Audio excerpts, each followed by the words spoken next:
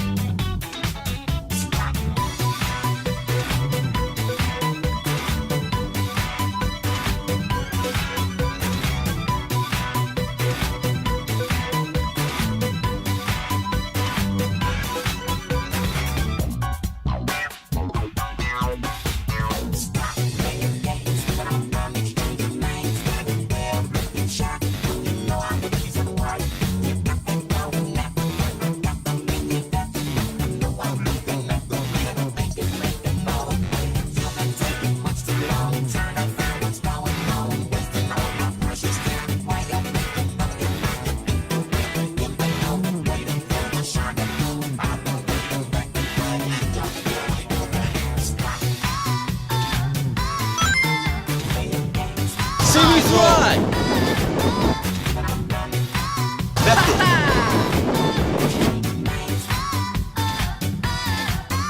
Back twist. Infinity.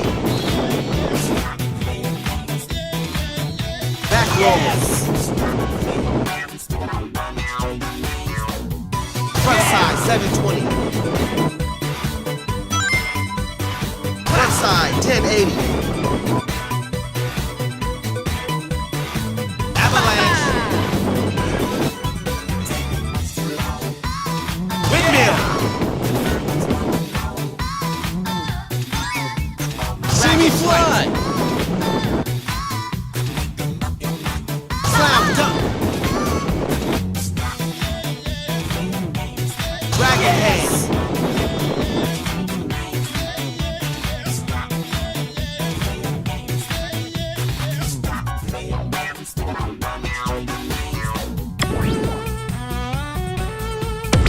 Yeah! Brilliant! I'm Ollie King!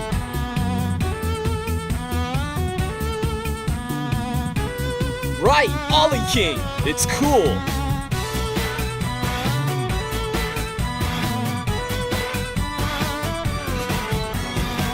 Ollie King, I like it!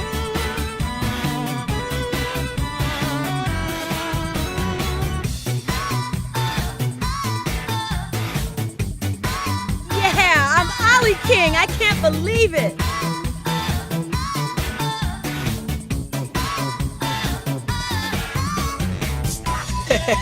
I'm Ollie King, got that?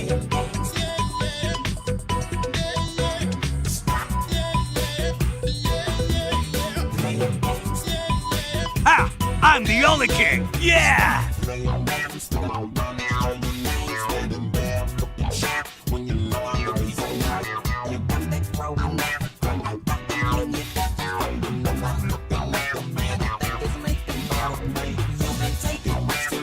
What are we waiting for?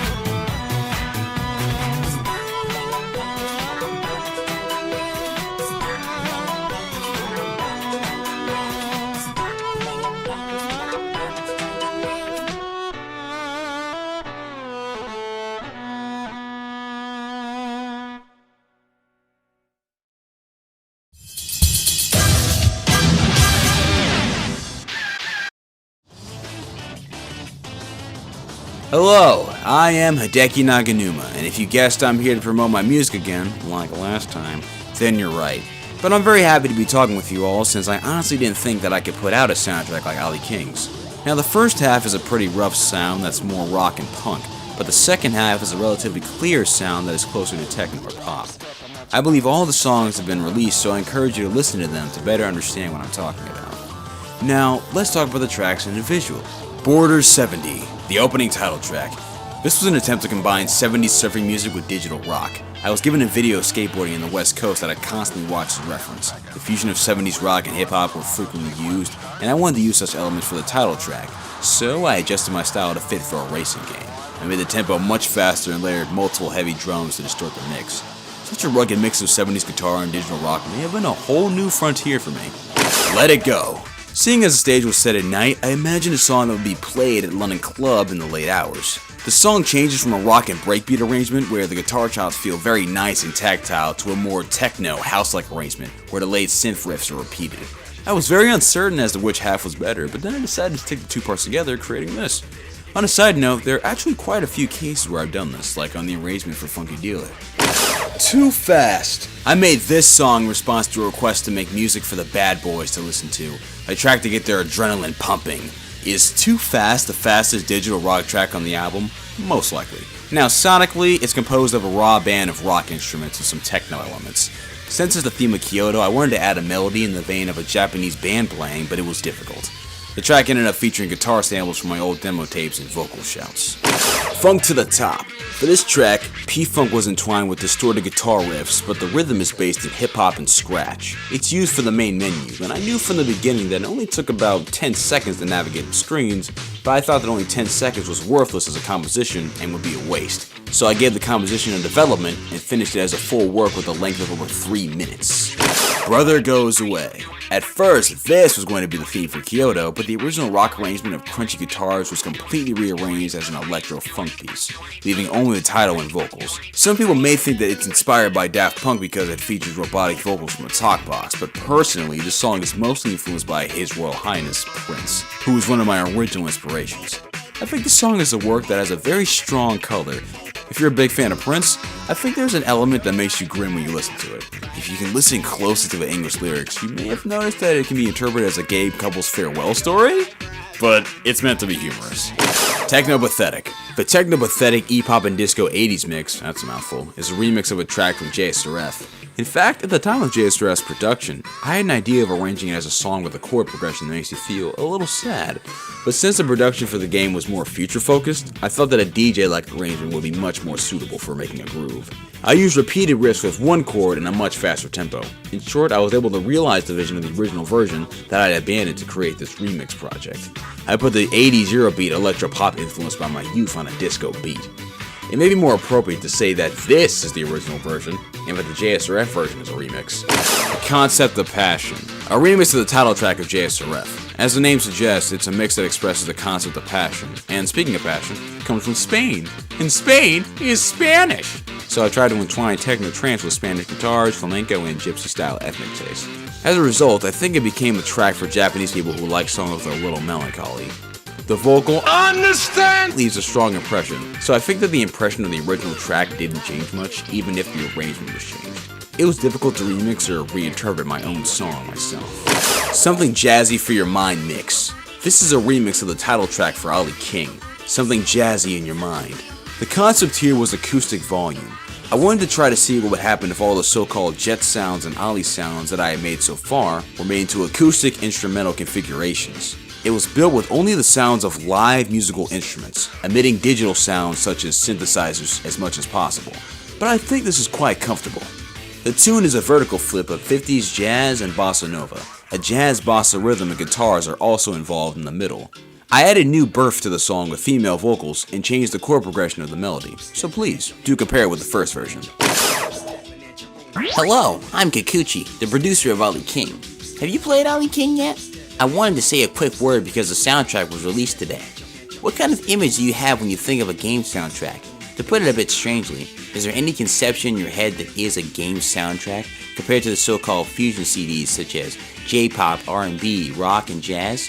Apart from likes and dislikes, I think music is categorized by the quality of expectations. If so, I think this is a soundtrack that will crush that frame of reference brilliantly. Really, I do. Do click all the songs in Nakanuma's commentary. Please listen to them. Please! Hello, I'm Yokoyama, the director of Ollie King.